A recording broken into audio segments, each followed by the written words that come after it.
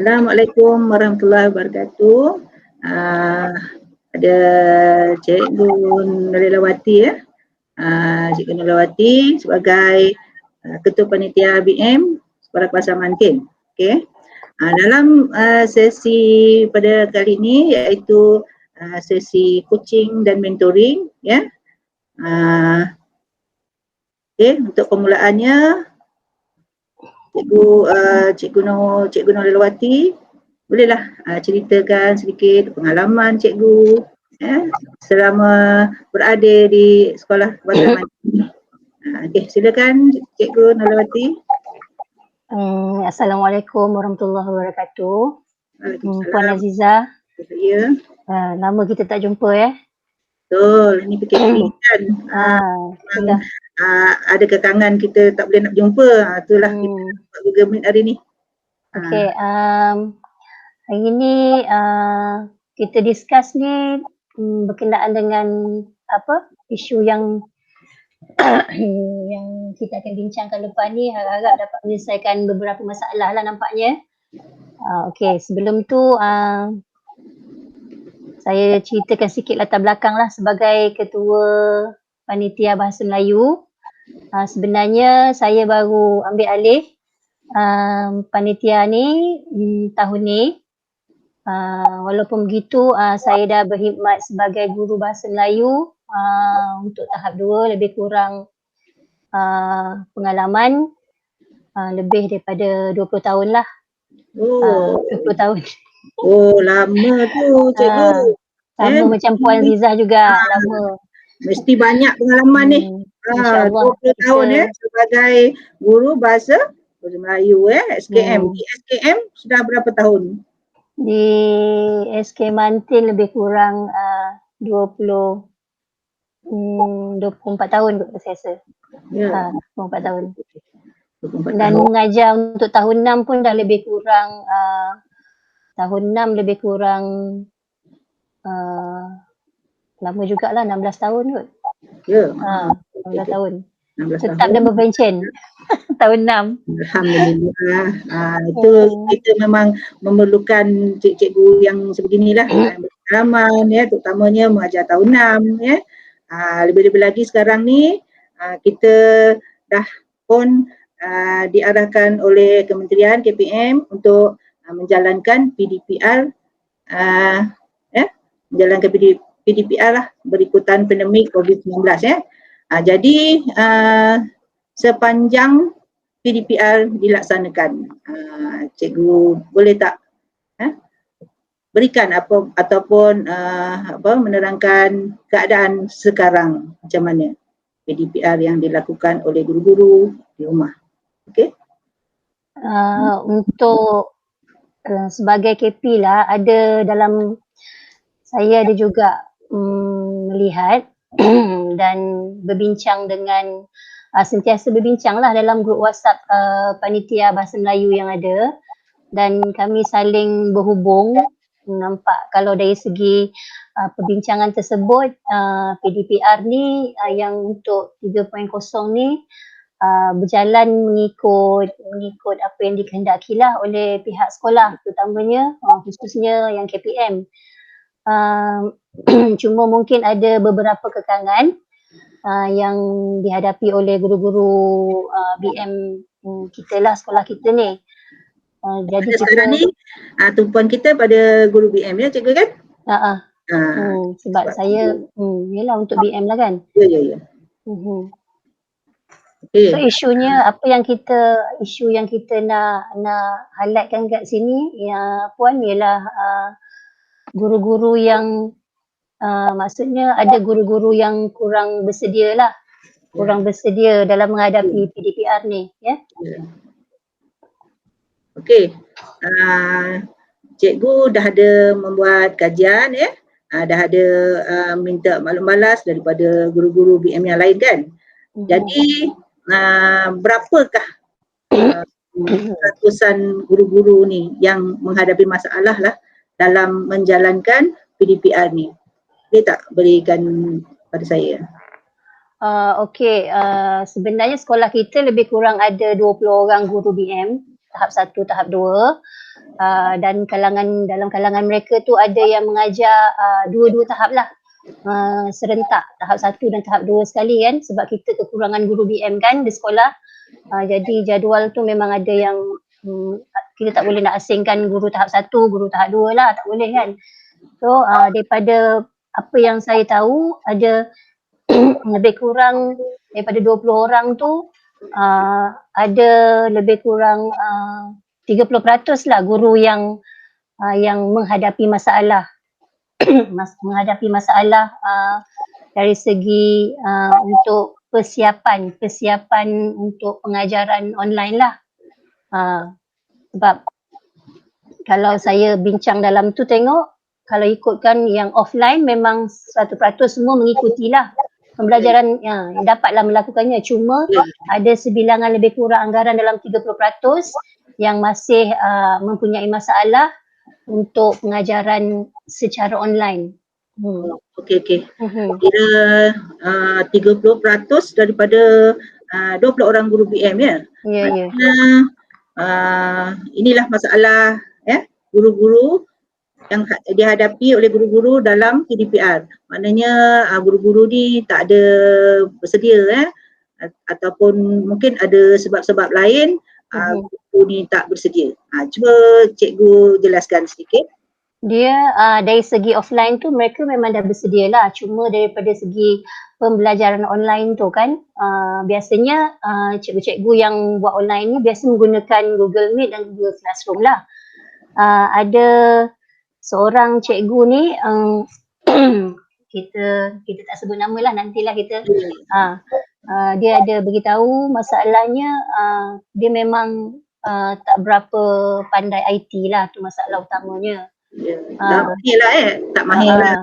Dia tak mahir, dia memang memerlukan, kalau selalu pun kalau dia buat kat sekolah pun dia memang minta bantuan guru-guru lain lah. Cuma bila berlaku PDPR ni, kita buat PDPR di rumah, dia tiada siapa-siapa yang boleh assist dia, yang boleh bantu dia. Jadi tak dia memang ada orang yang dapat membantu guru kenaan ya. Lagipun cikgu ni pun dah tak berapa lama lagi nak pencen kan, peringkat umur yang dah nak pencen pun jadi masalah juga, masing-masing kesian juga tengok kan.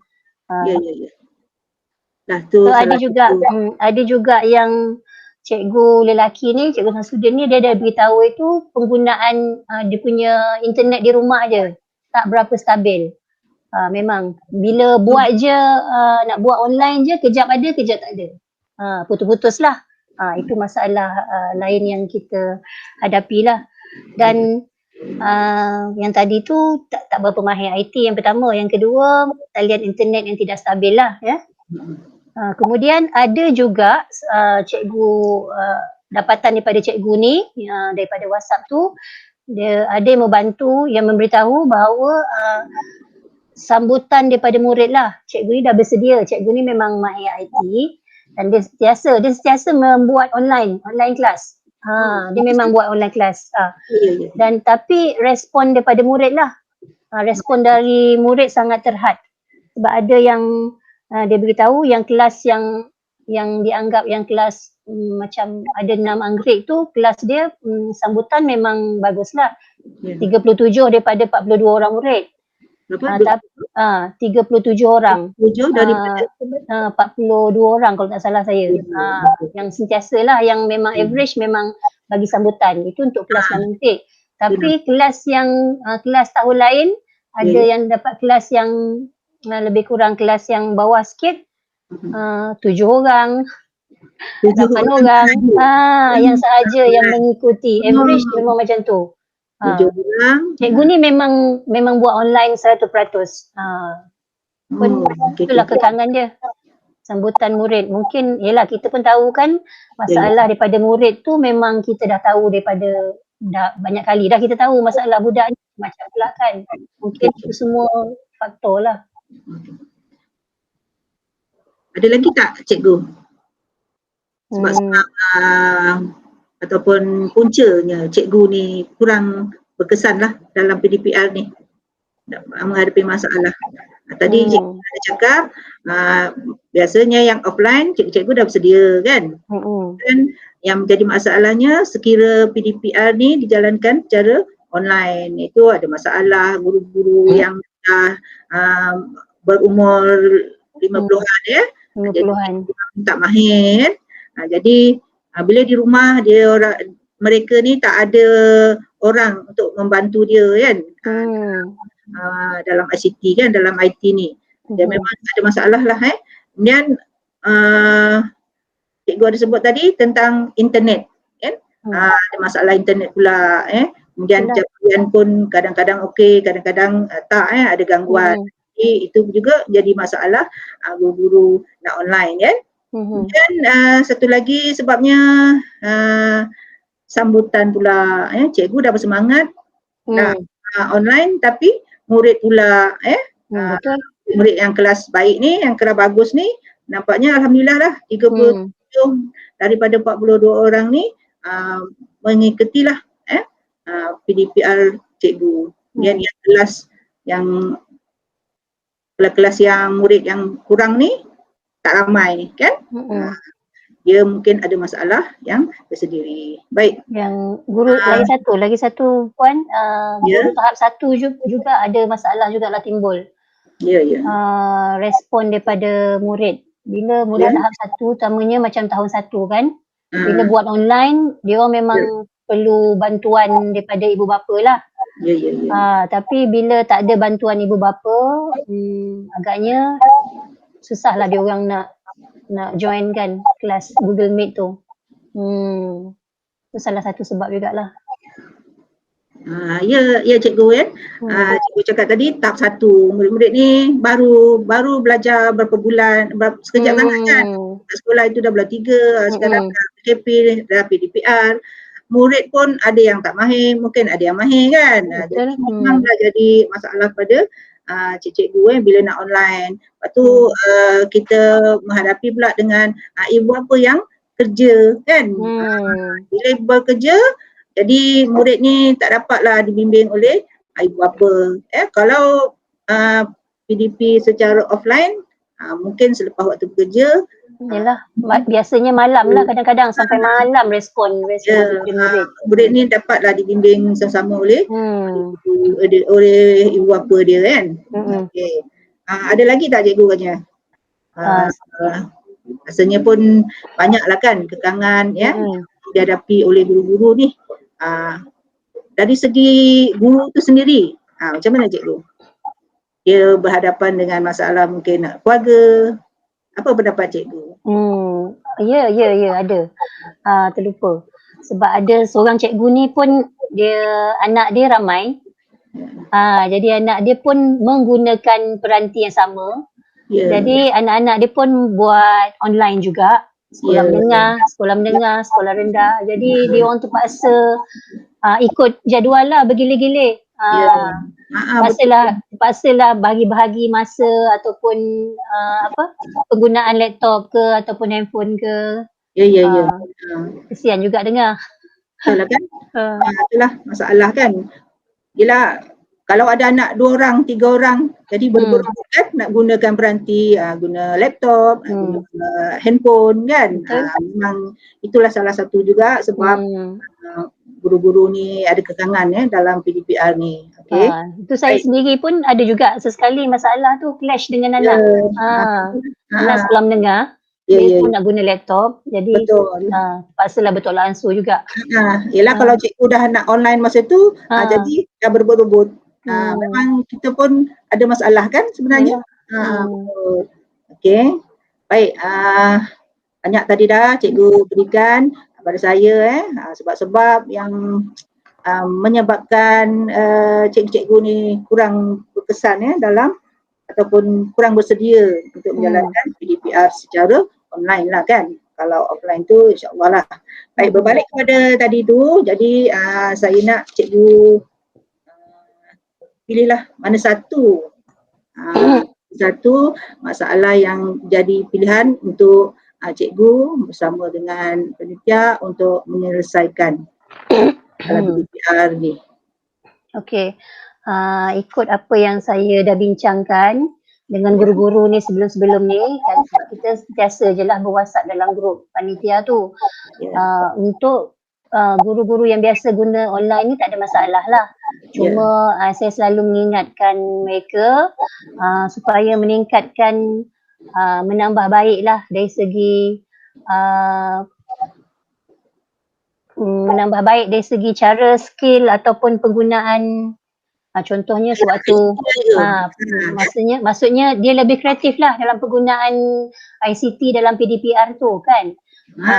Terutamanya bahan-bahan yang diorang gunakan sebagai sumber pengajaran tu, contohnya memang tepat dan bersesuaian. Sebab contohnya macam BM kita ada tema kan. So yang saya selalu ingatkan, tema tu mesti selaras dengan apa yang kita ajar pada hari tersebut.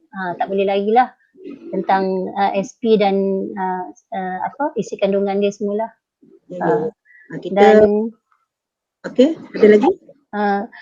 Selain tu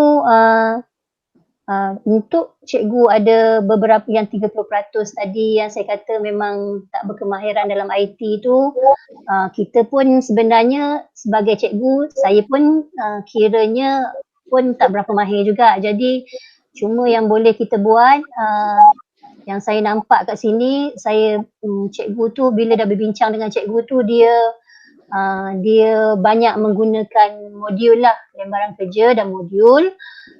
Jadi modul tu diharapkan modul yang dibuat tu sama jugalah, mesti bersesuaian, bertepatan dengan pelajaran, dengan topik yang kita ajar tu. Tu je cara supaya PDPR secara offline tu kita teruskan. Cuma yang online tu kita buat mana yang mampulah untuk cikgu-cikgu yang kategori yang tak berapa mahir ni. Okey. Cikgu, jadi cikgu dah maklumkan tadi, maknanya 30% guru kurang mahir boleh meneruskan menggunakan modul ni dalam PDPR. Okey. Jadi yang selebihnya kita kalau guru-guru yang kurang ICT tu, maknanya apa langkah yang cikgu akan jalankan? Itulah saya harapkan jugalah kalau nak membantu cikgu ni secara langsung, nanti kita boleh minta tolong bantuan guru pakar ICT kita ke, bantu secara asas tentang contohnya macam mana kita nak buat nak perbaiki Google Classroom ataupun pengendalian Google Meet tu sendirilah pada cikgu-cikgu ni. Sebab kita ada ramai kan cikgu pakar sekolah kita ni. Ya, betul kan? Cikgu. Kita pun bersyukurlah sekolah kita ni ada ramai guru yang mahir kita akan gunakan sepenuhnya lah yang dia ada. Okay. Sebab saya ada juga berbincang dengan Cikgu Asliza. Dia memang yang saya kata tadi, dia pandai guna online kan, sentiasa gunakan online kelas. Saya pun ada bertanya pada dia, nak minta bantuan dia, bantu cikgu-cikgu yang tak berapa mahir ni, dan dia dah bersetujulah. Cuma kita akan pilih tarikh ataupun hari yang sesuai lah. Tapi kita tak boleh ramai-ramai lah, kita fokuskan pada beberapa orang dulu. Betul-betul, kita buat dalam grup yang kumpulan kecil dulu. Okey. Okey cikgu, itu satu cara ataupun satu idea yang baik. Benda ni kita akan jalankan dalam panitia. Dan akhir sekali, apakah macam harapan cikgu bila cikgu-cikgu yang kurang berkemahiran ni telah mengikuti ataupun telah belajarlah cara-cara nak menggunakan Google ke kan, Google Classroom, buat Google Meet. Jadi apa harapan cikgu katnya? Harapan saya, kalau saya bagi skala daripada 1 hingga 10 katnya lah, selepas lah daripada program yang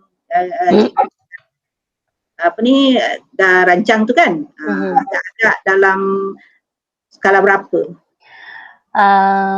Kalau ikutkan, saya harapkan kalau boleh sekurang-kurangnya 8 lah, skala 8.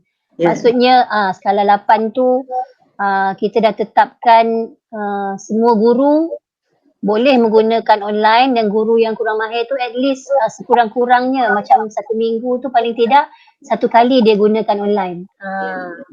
Okeylah cikgu. Kan. Okey. Dan Cikgu, yang cikgu ya Kak. Ya. Ada lagi cikgu? Dan cikgu yang dah mahir tu supaya dia lagi kreatif lah. Lagi kreatif, kemudian dapat menghasilkan PDPR yang berkualiti untuk anak-anak murid kita. Okey, terima kasih cikgu. Jadi secara keputusannya saya membuat kesimpulan bahawa faktor guru tu memainkan peranan penting ya dalam PDPR ya secara online ni. Maknanya cikgu-cikgu ni ada kreativiti lah, maknanya cara cikgu mengajar tu berbeza-beza untuk menarik minat murid. Tak? Kalau macam bagi latihan biasa je offline kan murid pun tak ada, kata orang tu tak ada motivasi kan. Jadi bila ada kreativiti murid guru ni jadi akan menambah minat murid untuk mengikuti kelas PDPR. Okey, terima kasihlah sekali lagi atas pandangan dan penjelasan yang cikgu berikan dalam sesi coaching and mentoring ni. Okey, saya berharap juga segala apa yang cikgu rancangkan ni mencapai kejayaan. Okey cikgu. Terima kasih Puan Azizah. Ya, sama-sama.